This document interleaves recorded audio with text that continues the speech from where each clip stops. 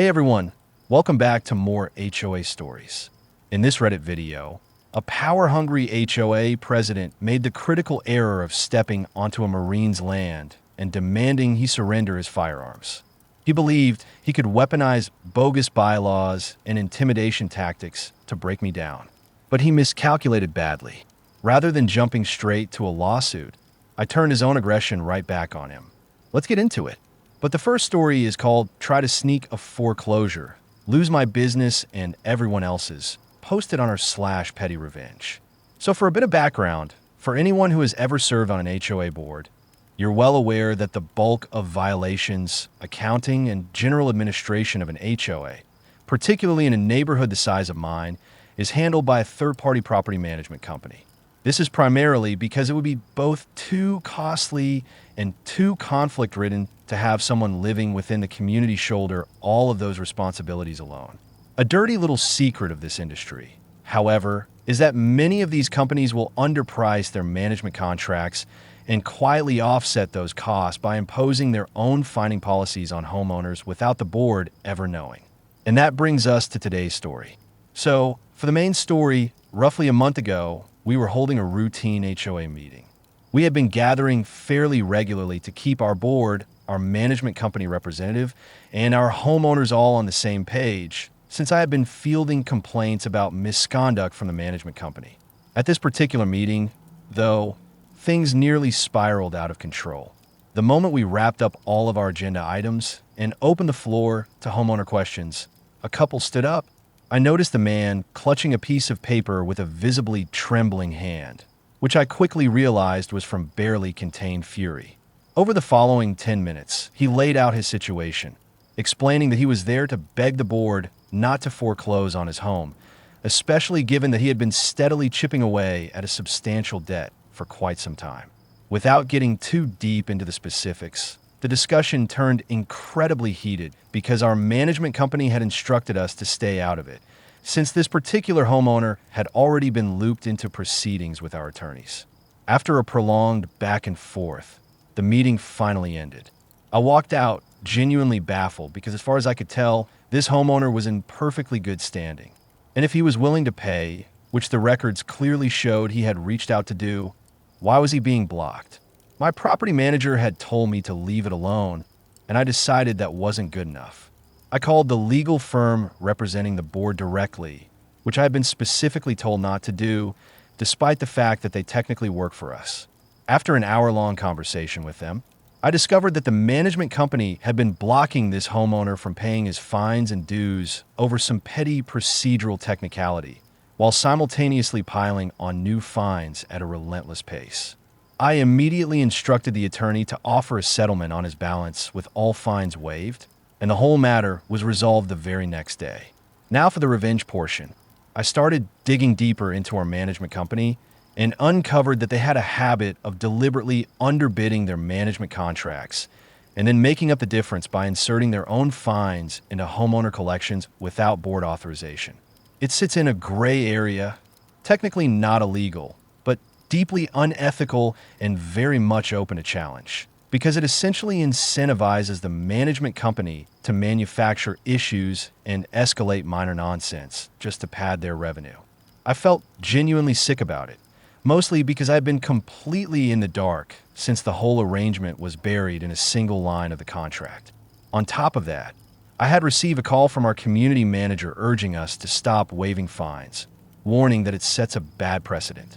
That call was the final straw.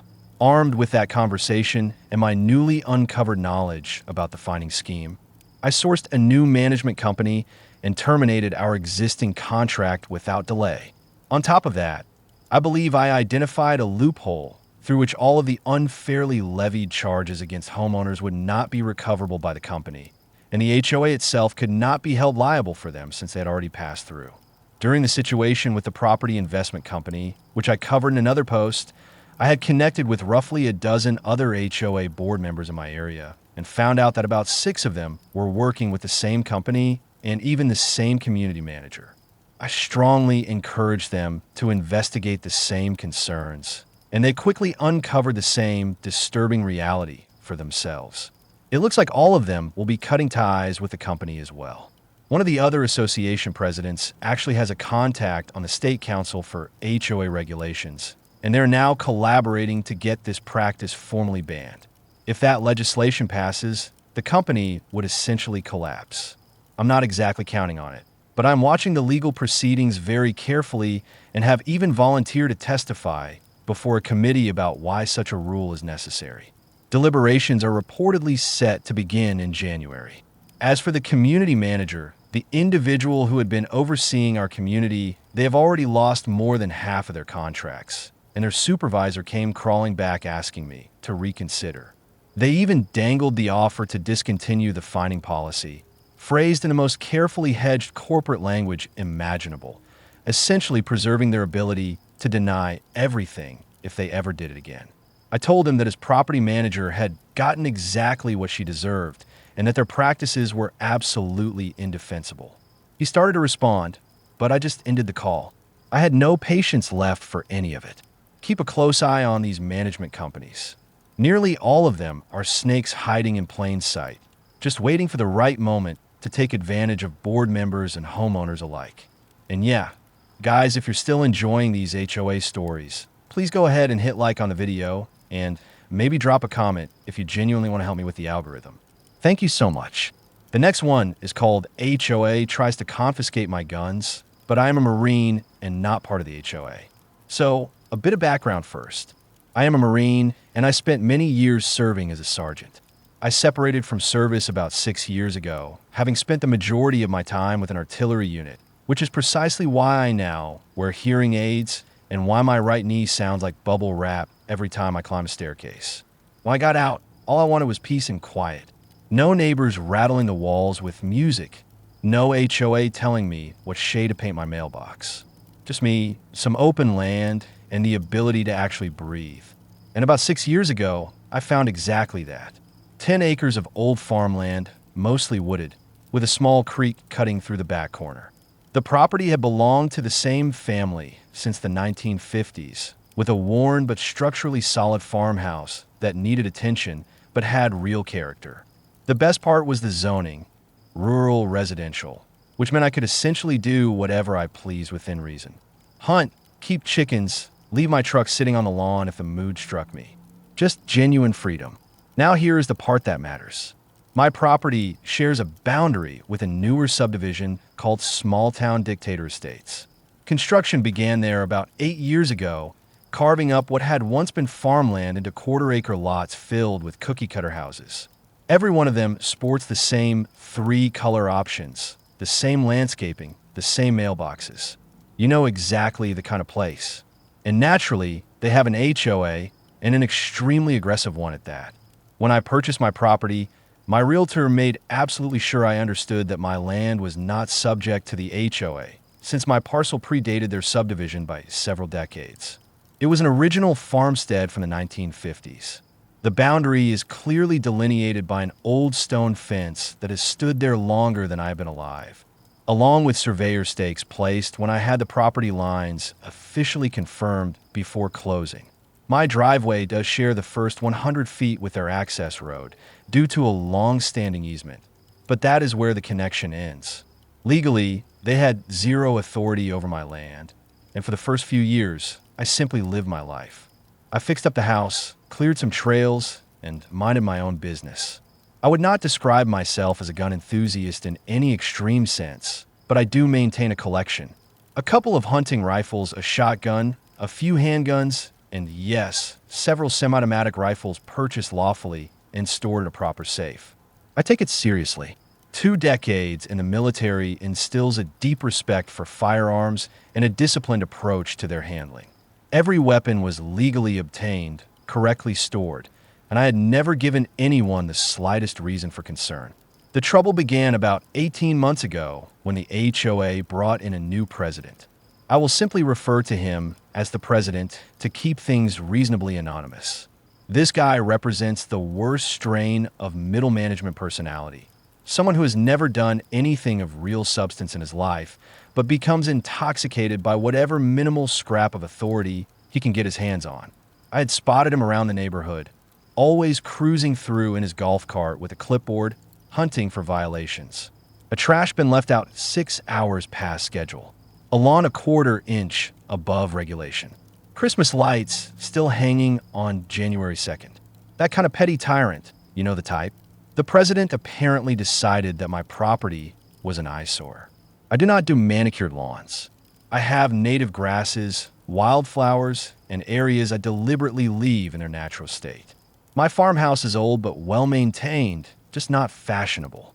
It is not crumbling. It is not littered with junk. It is simply lived in. Apparently, that wounded his refined sensibilities. The first letter arrived in the spring. It informed me that I was in violation of small-town dictator estates community standards for so-called unkempt landscaping and non-conforming exterior aesthetics, and demanded I bring my property into compliance within 30 days or face fines. I genuinely laughed. Then I composed a polite response attaching a copy of my deed, clearly demonstrating that my property was not part of their HOA and that they had no authority over me. I assumed that would put the matter to rest. It did not. 2 weeks later, another letter arrived.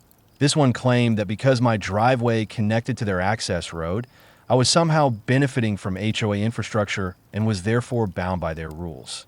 I responded again, this time enclosing a copy of the easement agreement clarifying that the access road was not HOA property, but a shared easement predating the subdivision entirely. I even highlighted the specific section explaining that easement holders were not subject to HOA oversight. The president did not appreciate being corrected. The next letter threatened legal action for alleged ongoing violations. At that point, my patience had genuinely worn thin. I had a real estate attorney send them a formal letter making it unmistakably clear that they had no jurisdiction over my property and that continued harassment could expose them to legal liability. It cost me $300, but it was money well spent. That is when things took a serious turn. I came home from a VA appointment one afternoon to find the president and 3 other HOA board members standing inside my driveway. Not near it, not at the edge of it, but physically on my property.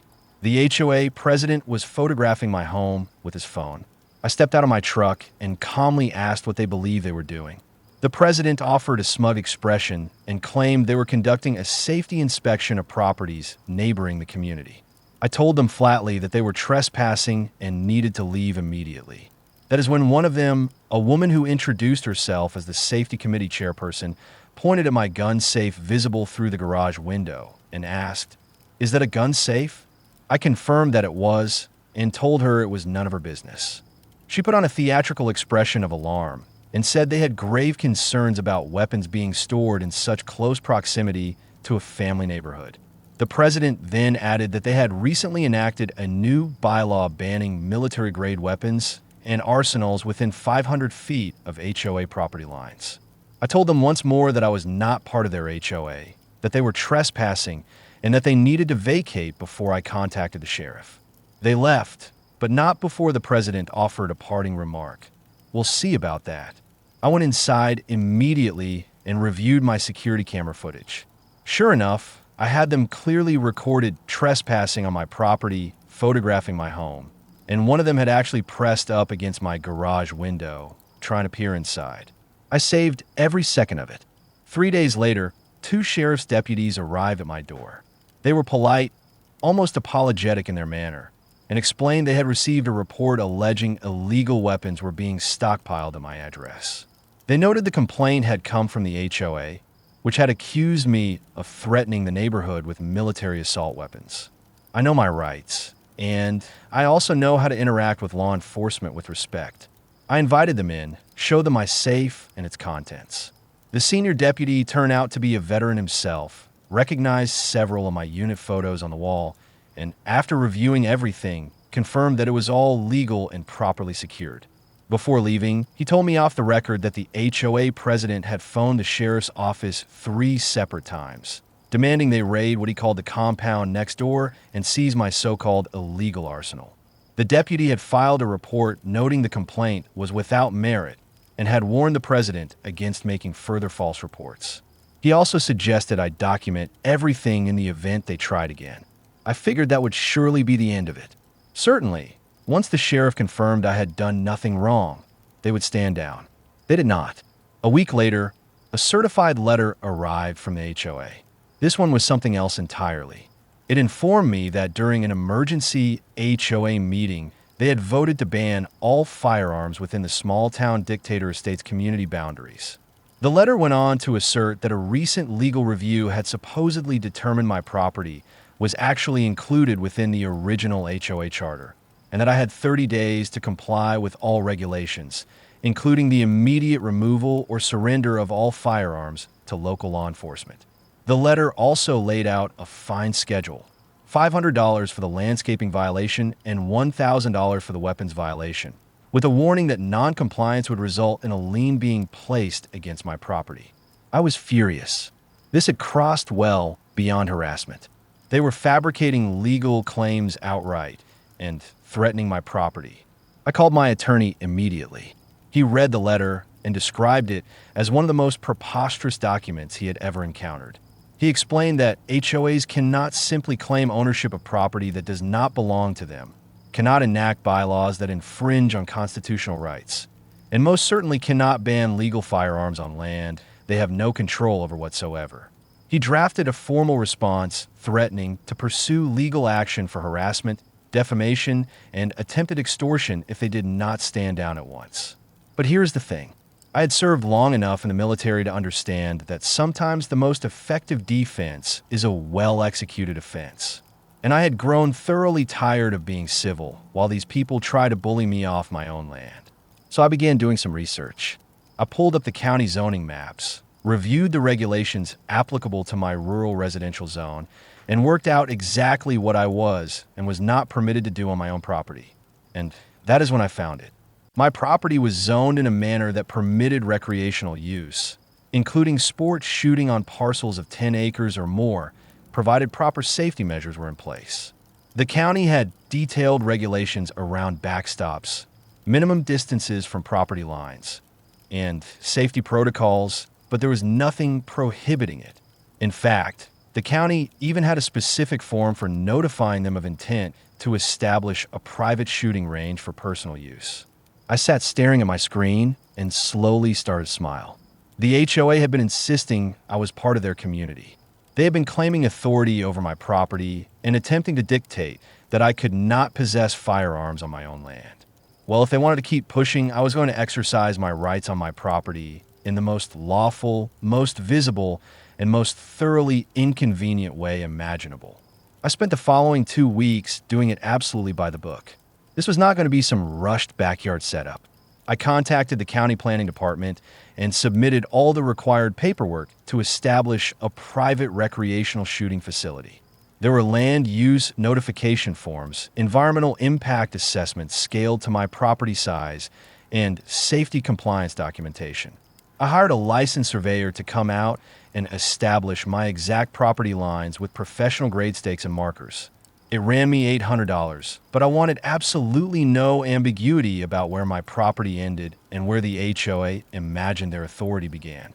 The surveyor actually discovered that my property extended roughly 15 feet further toward the subdivision than my original markers had indicated. Turns out the old stone fence was not precisely on the legal boundary. Good to know. I then brought in a contractor who specialized in shooting range construction. Not just any contractor, but a professional who had built ranges for law enforcement agencies and private clubs, and who came with a strong recommendation from the sheriff's department. We walked the property together, and I laid out exactly what I had in mind.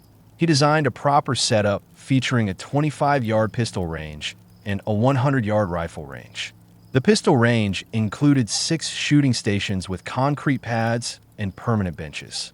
The rifle range had 4 stations with adjustable bench rests.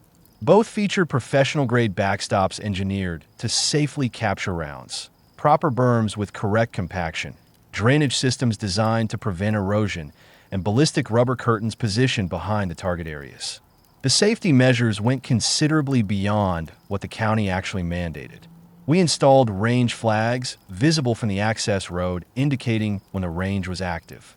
Warning signs were posted along the property boundaries, and a safety briefing station with clearly displayed rules was set up at the range entrance.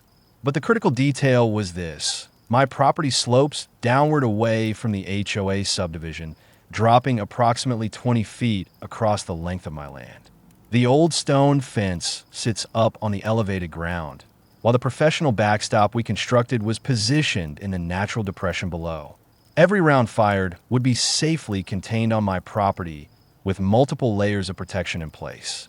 The contractor conducted a full safety assessment covering sight lines and ricochet angles, and formally documented that the setup exceeded county requirements by a meaningful margin. I positioned a range along the property boundary nearest to the subdivision. There were other spots on my land that might have offered slightly better shooting conditions from a purely technical standpoint. There was a naturally sheltered area toward the back of the property with a slope that would have made an ideal backstop, but that spot would not have made the statement I intended to make. The location I selected was visible from at least a dozen HOA homes, not directly into their yards, but clearly enough that they would see the construction going up, observe the activity, and hear absolutely everything. And it was entirely legal. County setback requirements called for shooting stations to be at least 100 feet from the property line. I placed mine at 150. Backstops were permitted at 50 feet. I put mine at 75. I submitted my completed plans to the county in a 3-ring binder packed with documentation. Site plans, safety assessments, photographs of the existing property, engineered drawings of the backstops, drainage schematics, everything. I wanted this to be bulletproof, if you will pardon the expression.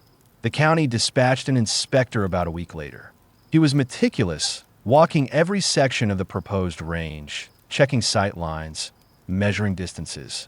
He actually complimented the design, noting it surpassed some commercial ranges he had reviewed. He confirmed everything met or exceeded safety requirements and approved the permit on the spot.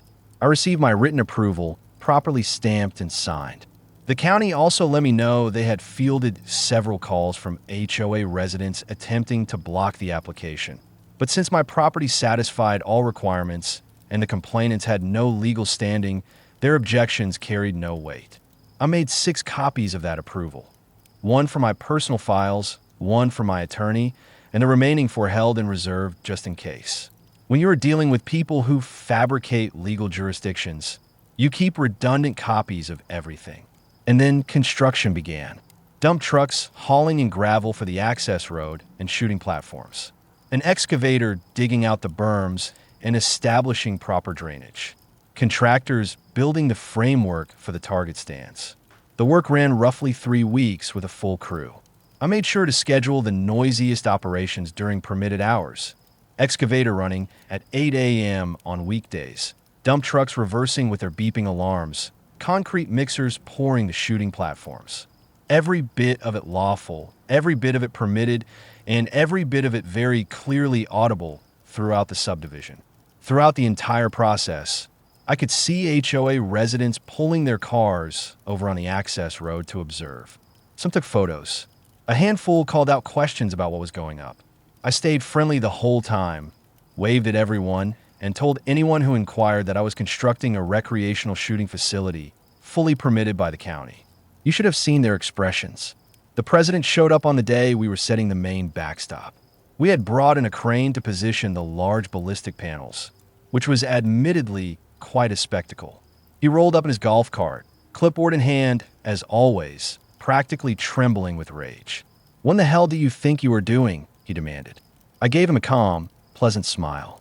"Well, I am building a private shooting range, fully permitted by the county." His face flushed red.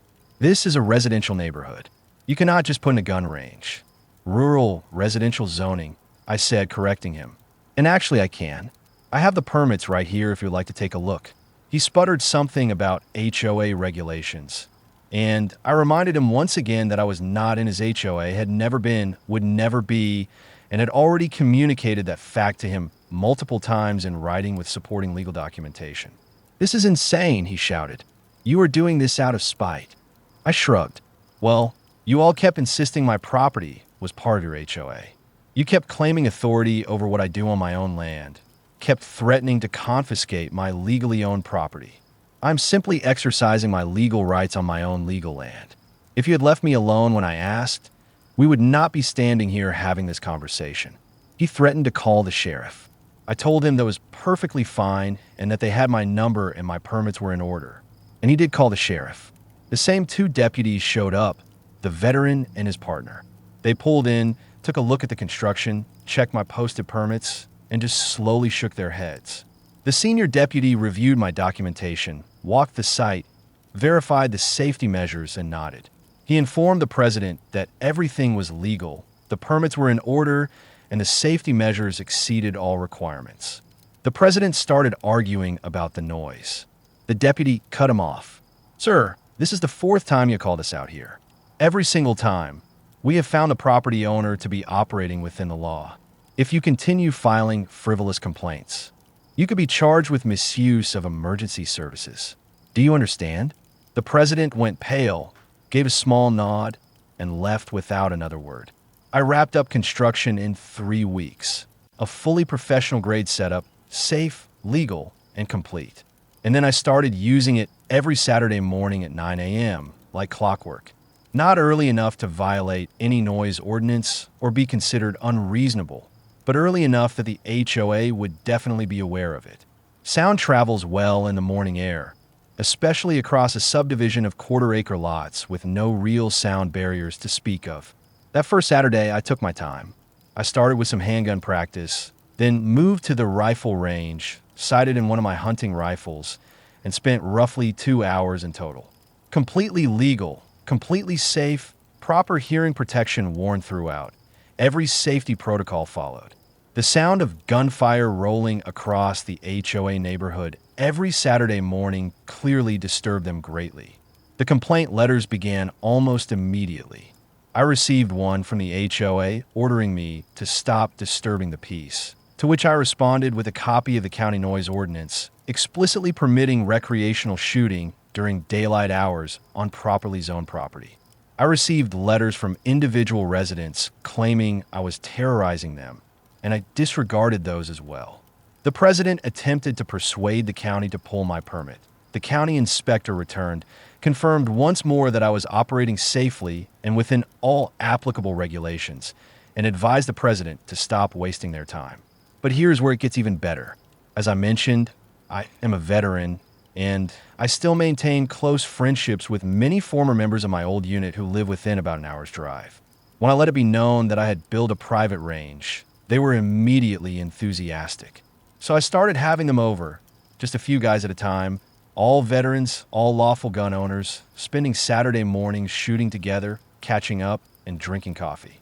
It turned into a regular tradition. 4 or 5 veterans, all operating legally on my private property, exercising their rights. The sound of multiple shooters, even in a controlled and disciplined setting, apparently unsettled the HOA far more than my solo sessions ever had. The complaints intensified. Threats of lawsuits arrived. The sheriff paid more visits, though by this point the deputies were plainly frustrated with the HOA for burning their time. Then came what I can only describe as a stroke of inspiration. There's a veterans organization in the county that runs outreach and support programs. I reached out and offered use of my range for training purposes at no cost. They were genuinely delighted. They began hosting basic firearms safety courses for veterans, properly licensed and insured, on Saturday mornings. My private range had effectively become a community resource.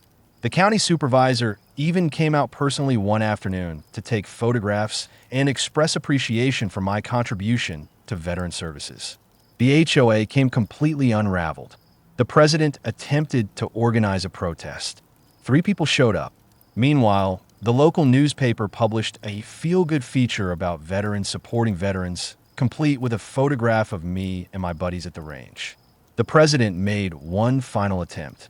He filed a complaint with the county claiming my range had become a commercial enterprise in violation of residential zoning. The county investigated, confirmed I was not charging anyone for anything, and that the use remained purely recreational as permitted, and dismissed the complaint outright. The zoning officer reportedly told the president, and I am quoting from the letter I received, to stop harassing a law-abiding property owner who is operating within his legal rights. And then came the final decisive blow to the HOA's campaign. The local sheriff's department asked if they could use my range for officer training. Suitable shooting facilities are apparently scarce in the county, and mine met their standards. I made it available free of charge. Now, every other week, sheriff's deputies conduct training at my range. The same sheriff's department the HOA had been bombarding with complaints about me. The irony was not lost on a single person involved. The harassment stopped after that. I still catch the occasional cold stare from HOA residents as I drive along the shared access road, but nobody has bothered me since. The president himself relocated out of the neighborhood approximately 6 months ago. The sheriff's department still uses my range regularly, and every Saturday morning, the sound of gunfire drifts across small-town dictator estates, a standing reminder that they do not control me or my property. People have asked me whether I feel any guilt about disturbing the neighbors, and in all candor, not particularly. I attempted to handle this with professionalism. I provided documented proof that I was not subject to their HOA, and I retained legal counsel to explain it to them in terms they could not misunderstand. They chose to escalate, to trespass, to file false reports, and to attempt to intimidate me into surrendering my legal rights. I broke no laws. I did nothing unsafe. I violated no one's actual rights. I simply exercised my own rights on my own property in a manner that happened to be highly visible and audible to the very people who had been trying to push me around. The HOA, meanwhile, has been grappling with declining property values because apparently a neighborhood that has earned a local reputation for bullying a veteran over his legal firearm collection is not a particularly compelling place to buy a home. Multiple properties have been sitting on the market for months.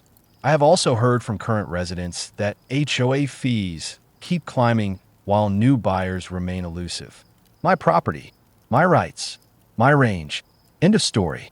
And the next one is a malicious compliance story titled "Okay, I'll Stay on Camera."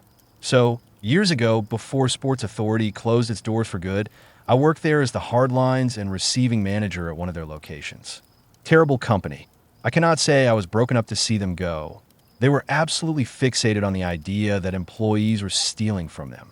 Understandable to a point, but if you stop treating your staff like suspects, you might actually reduce the problem. For reasons I could never quite figure out, unloading a truck at the store required someone to remain standing on the dock plate while the seal number was called in. Never made much sense to me.